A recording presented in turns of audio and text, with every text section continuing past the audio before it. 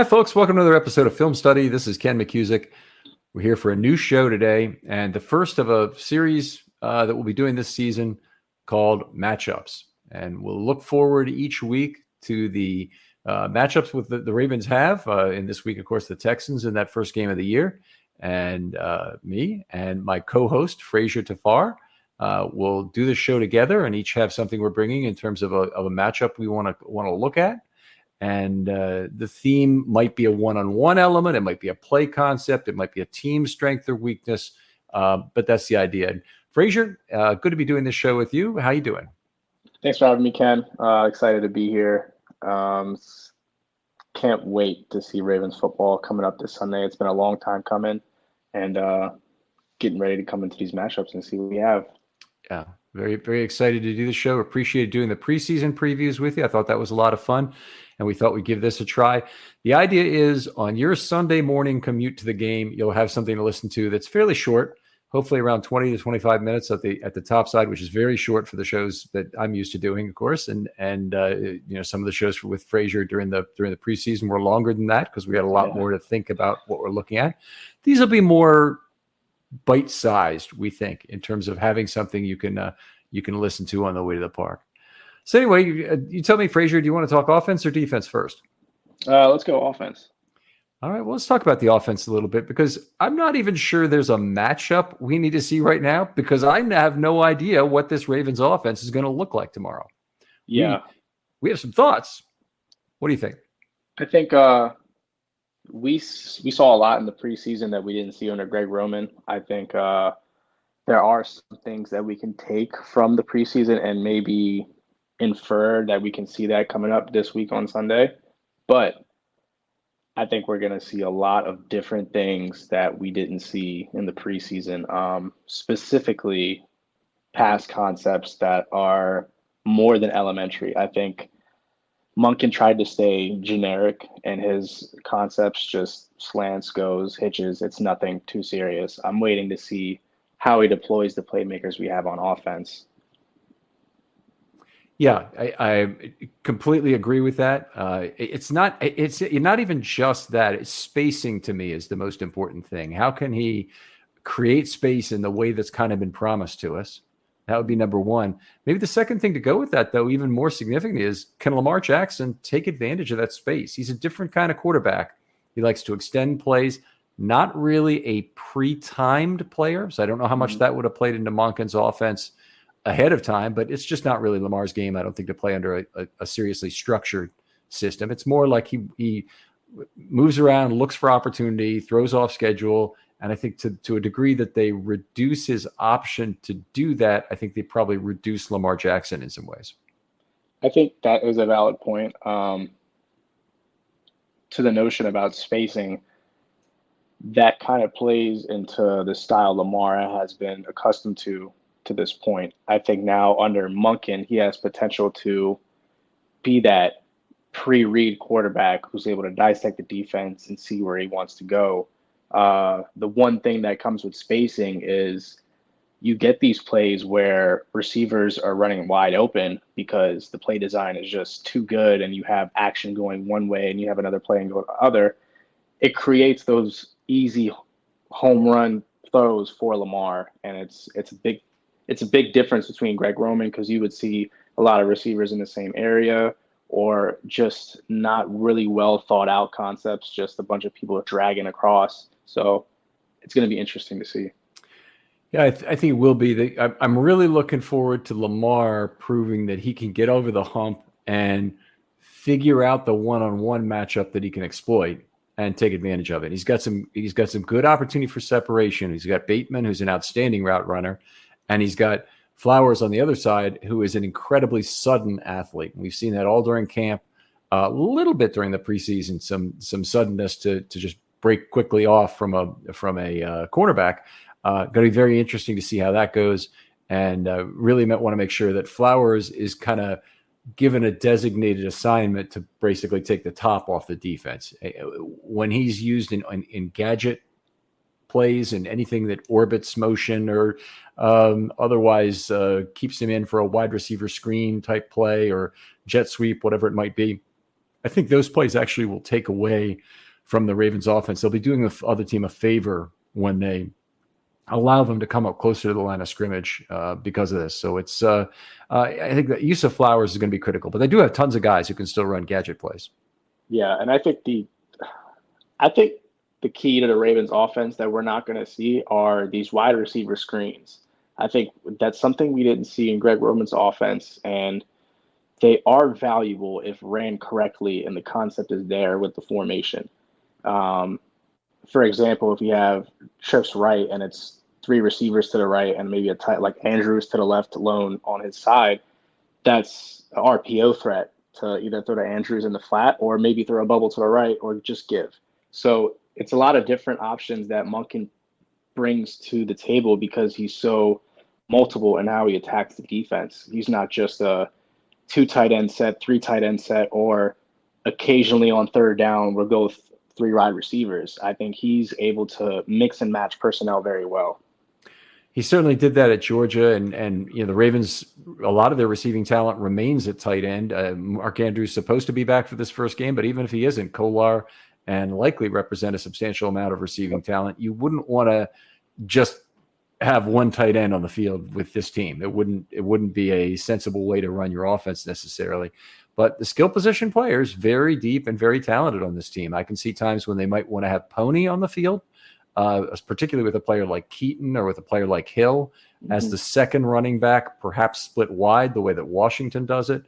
I can see times when they want to have two or even three tight ends. I can see times when they want to have a fullback in there for sure. And I hope they don't completely forget how to do that because that's going to be important for closing out games and limiting defensive snaps also. There's certainly you can see times when they'll want to have four wide receivers on the field. So it's an interesting set of offensive playmakers, and I think at least the best since '96 that the Ravens have had. That '96 team was very talented in terms of the wide receivers they had, and they had a good quarterback too. But in terms of the skill position players, obviously Lamar, there's no comparison to Vinny Testaverde, but it's quite a talented set of skill position players. Yeah, I'm excited to see how. I think Devin Duvernay is going to be one of those pieces that we're going to have to see how it's going to go this year. I know he's been rumored to be an option to be traded later in the season for maybe one of those late season trades that we have usually.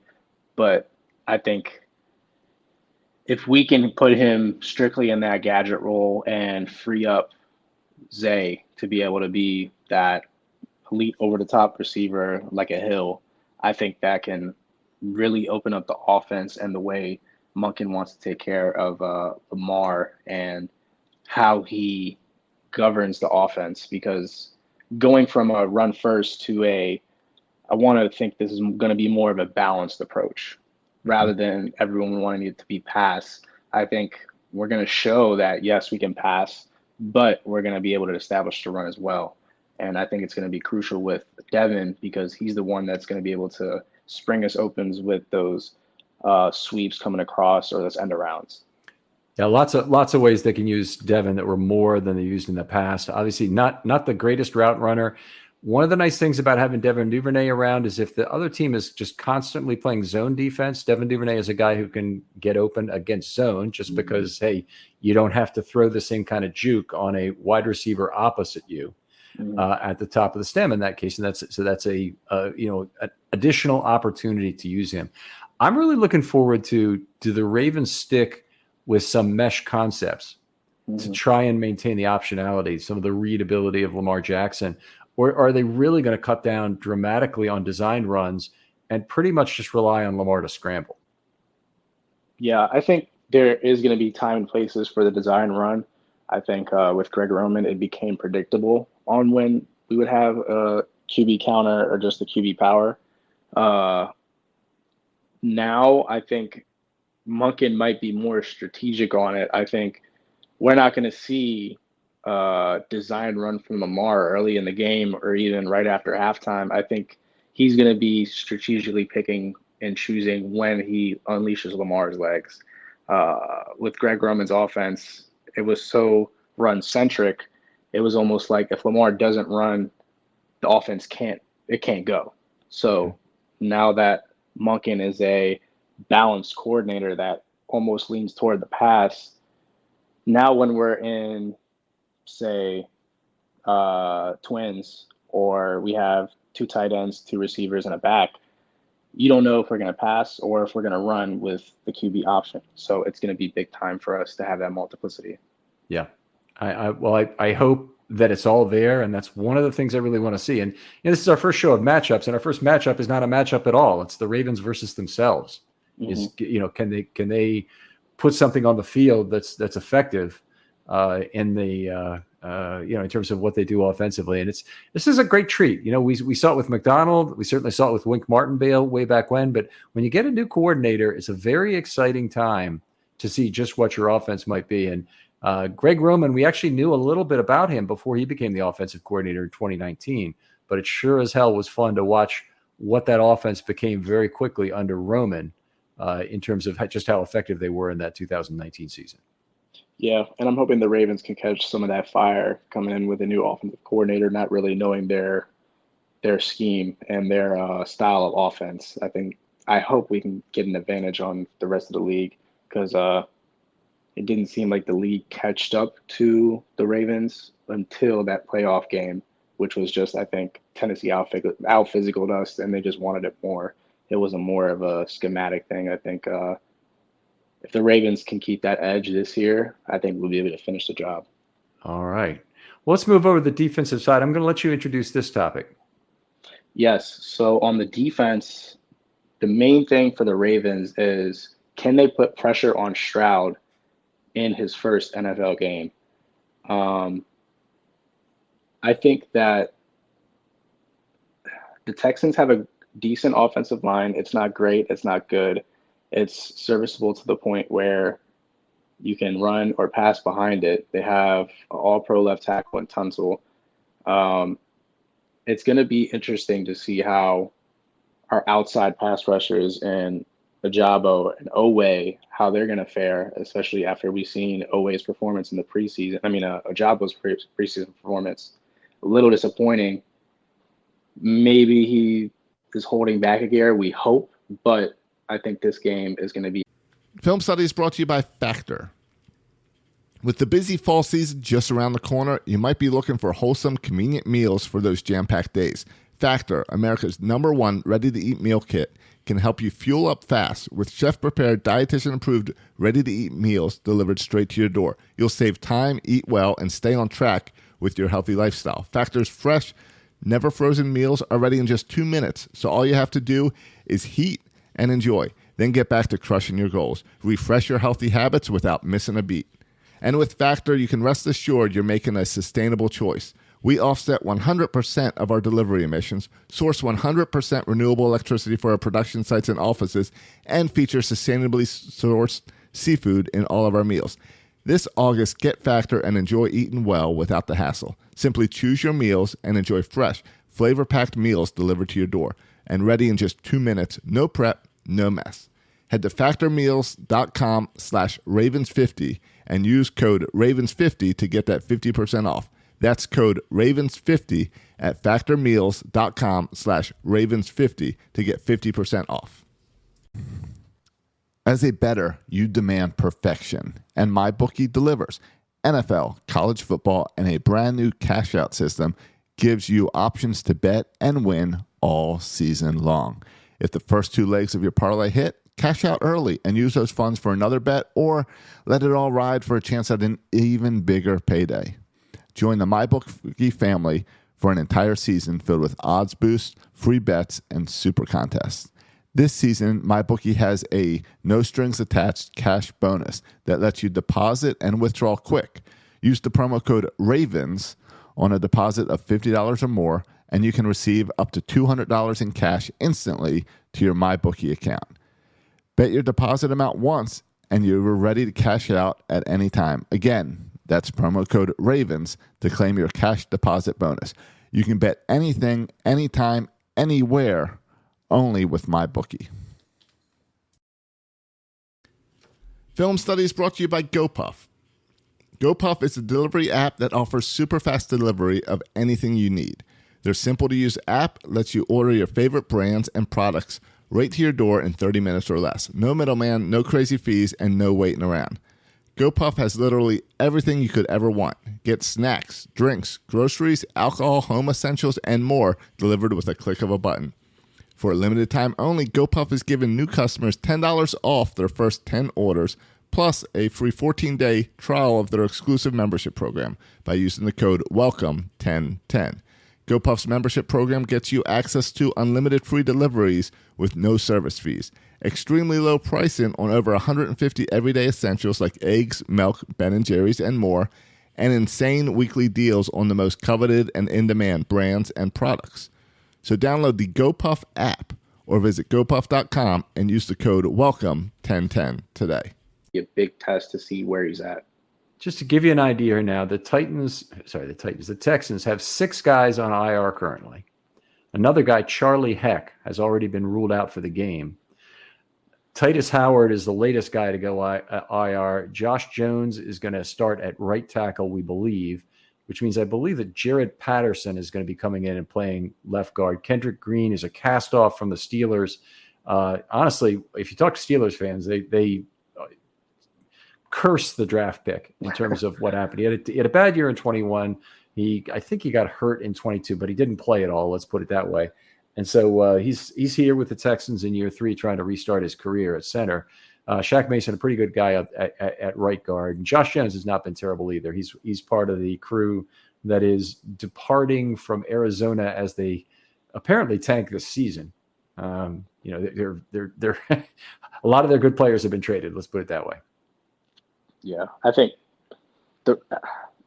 like I said, their offensive line is it's decent, it's serviceable. I think interior pass rush wise, not even just pass rush in general, I think we're going to have a good game. I think that's where we could potentially exploit the Texans, especially in that between the left guard and the center. Shaq Mason's a really good right guard in this league, and he potentially can keep that up this year, 1 year older. But I expect Travis Jones, Brent Urban, Broderick, and Michael Pierce to have a good game.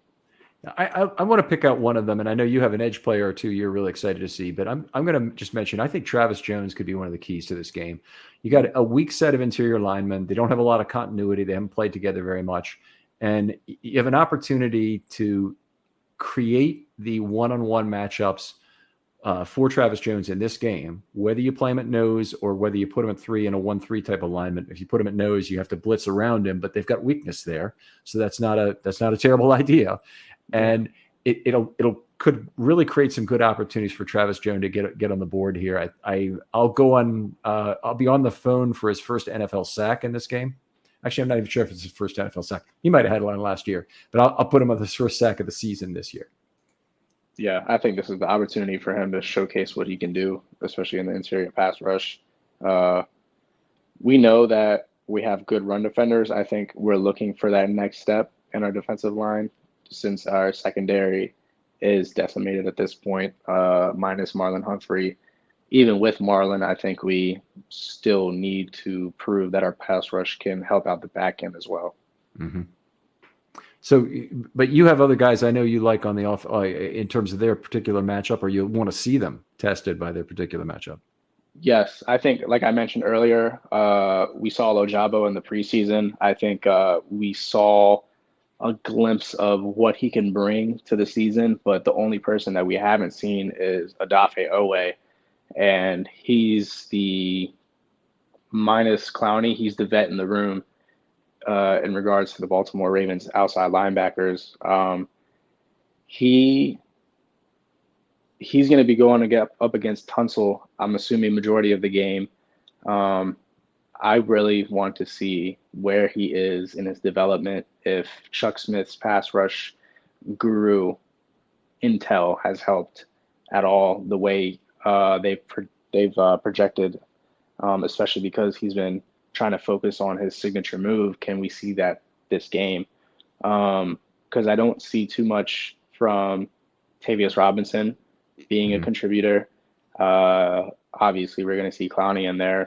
I think more so on early downs and third down for obvious run downs, and then maybe on pass downs. I think they might let that be taken up by Owe and a Jabo, and then maybe kick Clowney inside. But I think Owe is going to be the key matchup coming into the game on defense. Be potentially a huge game if he has a big game in week 1 here against Tunsil.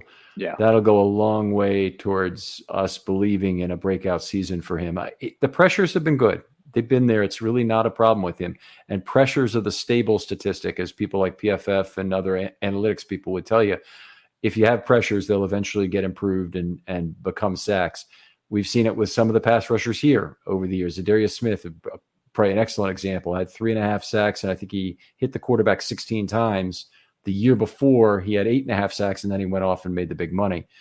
Very, a pretty solid possibility we see something like that from Owe this year. Obviously, didn't have a good sack year last year, but maintained a good high pressure level, and hopefully he finishes more this year, and it'd be great to see him get on the board against Tunsil. Yeah, and like you said, I think it would be a big stepping stone into Odafe's year because we really need it from him in terms of sack production. So I honestly don't even know if Tavius Robinson will be active for this game, but we'll see. Because Bowser is out and Ham is out, it is possible that Tavius Robinson will be active, but he doesn't really play very much in terms of special teams. So it'd be a matter of getting him on the field probably for pass rush situations.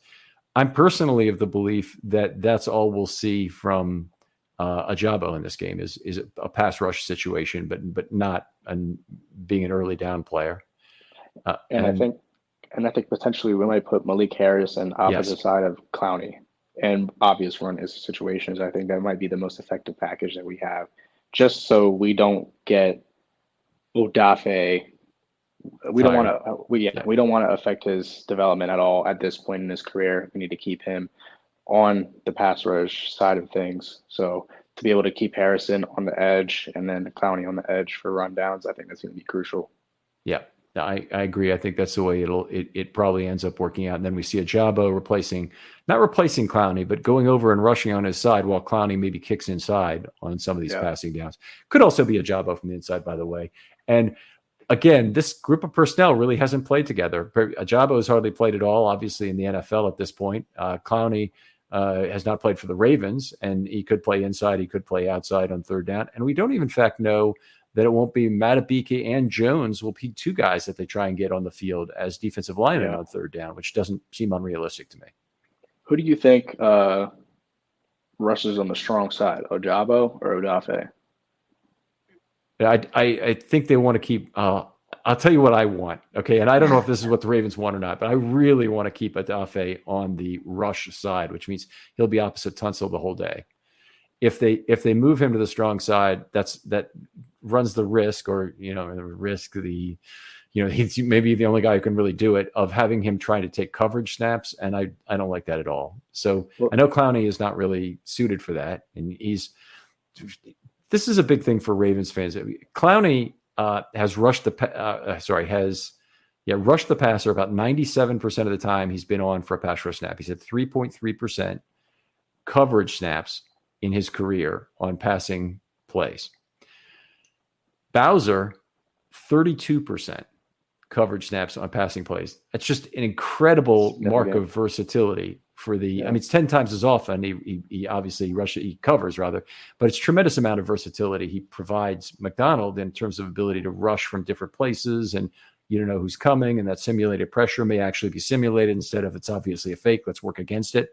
So it's an enormous thing to have him back there, and there isn't anyone like him in the whole league, but they don't have anyone like him who really even can drop at all. And the guy who might be best at it is probably Owe, just because of his athleticism. But if they screw around with his career at this point, I wouldn't be happy about it. Yeah, I think more so I was saying if there was a tight end chip or back to the side of the tackle, who do you want on that side? If there's a tight end chip, I'm sorry, be more clear about that. So are you saying the edge rusher on that side is usually going to be the outside shoulder of the tight end? Yeah. Okay, so if explain to me what you mean by that in terms of who do you want on that side? So meaning between Ojabo and Owe, who would you rather be on that side of the pass rush? Owe on the weak side, because then that makes him the rush linebacker, which means he's going against a naked tackle. So his job is to figure out how to beat Laramie Tunsil. And almost all NFL teams, there are a couple exceptions, but almost all NFL teams are right-handed, meaning their strong side is the right side. And that's usually because of the way their guards are. Usually the right guard is more of a door opener, so they tend to run right. So they want to have the extra body on that side and more length at right guard than they have at left guard. The left guard tends to be the more mobile player who can pull and find somebody in space. Got it. All right. Anything else about this we want to talk about? I mean, I think it's some great points about Owe in particular, his development. Very key for this team. Yeah, I think back to the big picture, it's going to be about hiding these corners and their deficiencies. That's the whole point of making sure our pass rush gets home this game. I think we're going to see a lot of basic shell coverage coming from McDonald on the outside. No, I don't think it's going to be rarely that we have man. I think the only time we see man is if we have a blitz coming. Yeah, it's going to be probably mostly dink and dunk on the Texans side. I don't think the Ravens are going to let anything go over top. Well, things go wrong quickly for rookie quarterbacks. And if you got eyes on them, that's generally a very good thing, because balls get tipped, balls get overthrown, and that's when balls get intercepted. So let's hope that we see some of all of those in this game, and in addition to a bunch of sacks. Stroud, I liked him more than any other quarterback coming into this draft. I liked him more than Richardson. He was my guy in terms of the quarterbacks. I do think he's going to be good. I just hope that like Eli Manning, it doesn't start this game. Yeah, for sure. I think I did like Stroud. He has the size. I think he has the arm strength as well. Mm-hmm. It's going to be a little bit until the Houston Texans can get a good enough roster for him to be able to compete in the AFC. All right. Outstanding. A lot of fun doing this show, Frazier. I look forward to doing this with you on a weekly basis. Tell folks where they can talk football with you online. You guys can find me on Twitter/X at F_RAVE8. That's F_Rave8. All right. Outstanding. Other folks out there, if you want to be on a film study short, hit me up with a DM on Twitter. They're always open. I'm always interested in new ideas, and I seem to get several per month. Really appreciating the fact that the fan base is still coming up with some very good ideas, and want to start these conversations, want to meet new people who might be on shows more regularly in the future. So again, I'll say goodbye for Frazier and myself. He's my co-host. I don't say thanks for joining me in this particular case, but Frazier, a lot of fun doing this show with you. And we'll talk to you next time on Film Study.